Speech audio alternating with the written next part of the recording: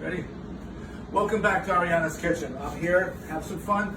Again, try and educate you, teach you a few other things that we do in kitchens. This is sort of touching on sauces, and also equipment. We talked about knives. We're going to discuss a couple of the tools that we use in the kitchen. Tools, as we've discussed before, are very, very important. It also makes the job very easier for you at home. One of the ones is the immersion blender. So here we got the Vitamix. We love this guy. This is $700. Not realistic for most home people. This guy gets used a lot. We use most of our dressings, make most of our dressings in here, purees many different things. But for the basic vinaigrette, this immersion blender works great. And what's really neat too is that this is wireless. We have a charger in the wall. We keep it plugged in, but it's just wireless, and so we can carry around anywhere you want. I am not a sponsor, KitchenAid. I did work for them years ago, but this is a great tool, highly recommended, and that's under $100. So we're gonna make a vinaigrette, and then we're gonna make a dressing.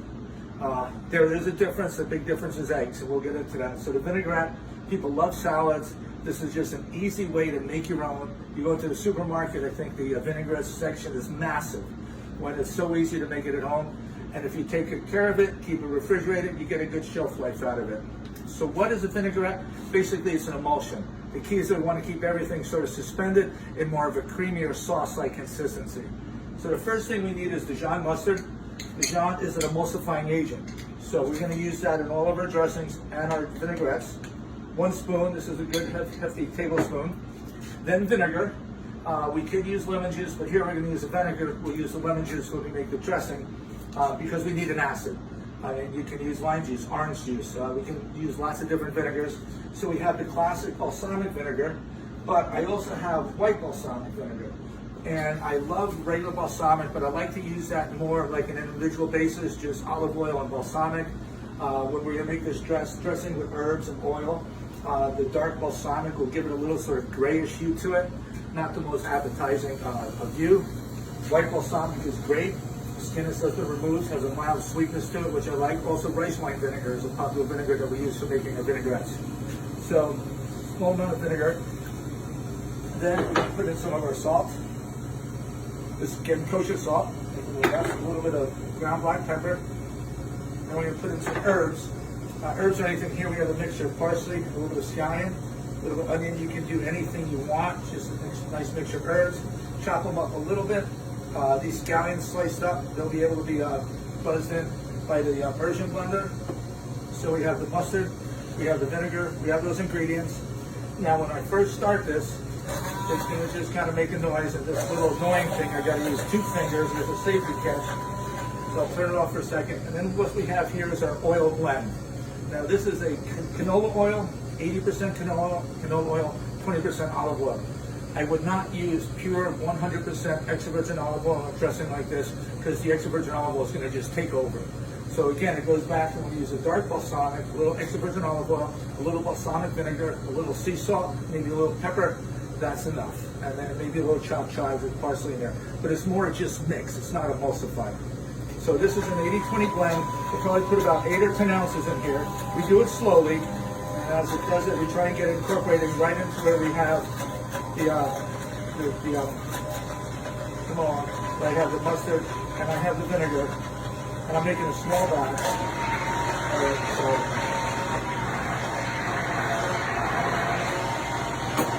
you can see coming up and down. This is where we're going to get the emulsification. I'm going to stop right there for a second. You can set that down there. I just want to taste it.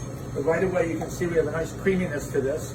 And this will stay like this. It'll stay creamy. And what's also nice like this is that when you toss it with the lettuce, it'll stay on top of the lettuce. A lot of times we have more of an oil base, it just drains right off and drips to the bottom. So the one thing I'm tasting for is I do want to have the vinegar to be a little vibrant, a little bit of mustard there. I'm going to add a little bit more of each because you have to understand that by itself, when you taste it, you want it to be a little potent, a little bit in your mouth because it's going to be tossed with lettuce, so it's going to get diluted. So if you have a mild flavored dressing and then you taste it's mild, but you prefer it that way, it'll get totally lost when it goes into the salad. So just quickly like here, I'm gonna add a little bit more mustard, a little more vinegar, and also this will help if you want to get it a little thicker. The other thing that can happen as well is that we'll call it breaks. If it separates, it breaks. What you can do is it's not lost. You just take whatever liquid is separated, take it into another container, put a little bit more vinegar and mustard in there, and start the process all over again. So that's going to give it. We're going to add just a little bit more oil.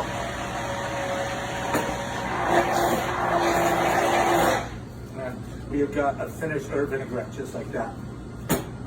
This guy, you want to wash in the sink. You want to hand wash it. It does not go through the dish machine. You just set it right there. And we now have a finished vinaigrette. Again, it'll stay in the shelf for good 14 days maximum. You keep it, the FDA always tells us everything has to be disposed of after 7 days, but we're in a commercial kitchen. We go through it a lot faster than that. So I'm just going to do a little bit more salt. I don't use the basic lemon for that. I want to just mix it around. And here we have our herb vinaigrette. So now, we're going to go do a dressing. Dressings, the biggest difference are eggs.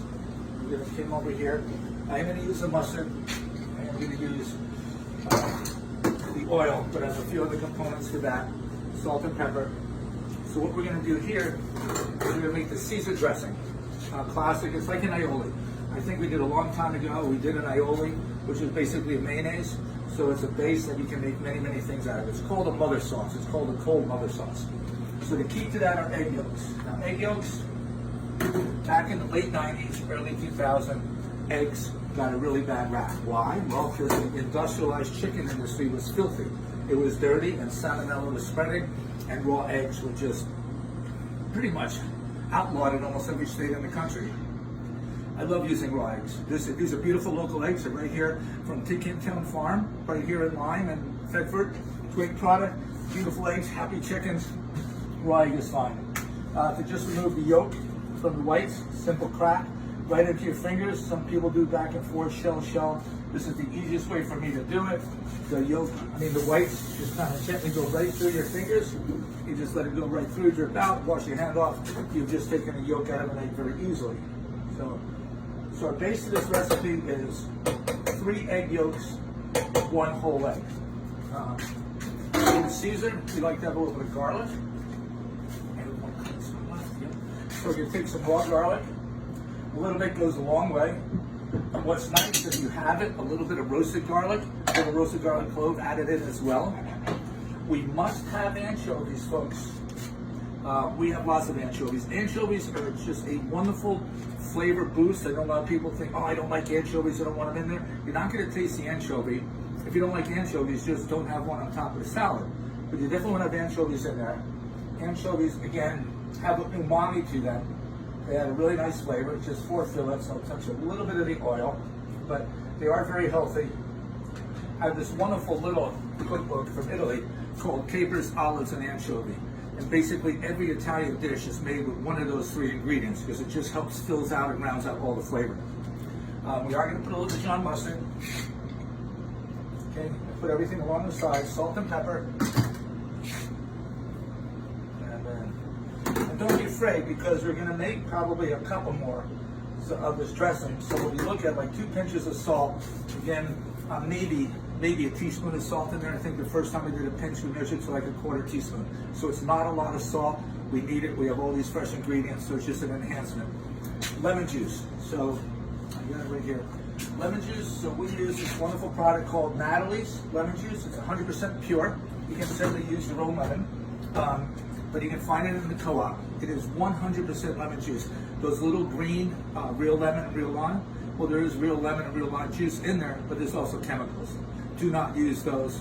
Buy the fresh. Again, the co-op has. I think we're even starting to see Natalie's, and I don't work for them either at the Hannafords, but just a great product.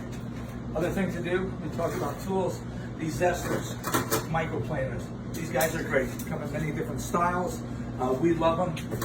They have that zest of the lemon. The lemon oils are a tremendous amount of flavor. Just set them over here and work around a little bit.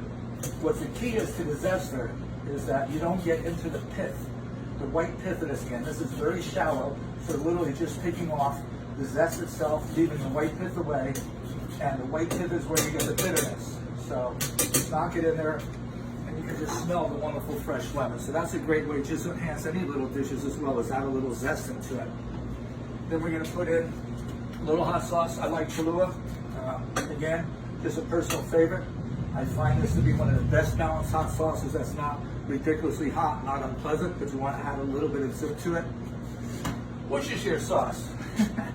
This thing's been around forever.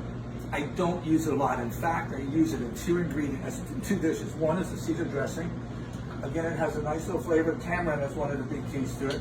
Tamarind is also used as a tenderizer, but has a nice flavor. And also when we make like a scampi butter or compound butter for steaks, use Worcestershire. But that's about it. And a good Bloody Mary mix. Okay, we have all the components. This guy is pretty indisposable.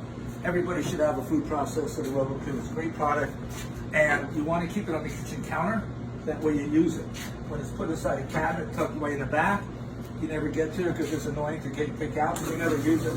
So, same oil blend, pretty much using a lot of the same ingredients, just ending up with a different result. I'm going to take a little bit of the oil here.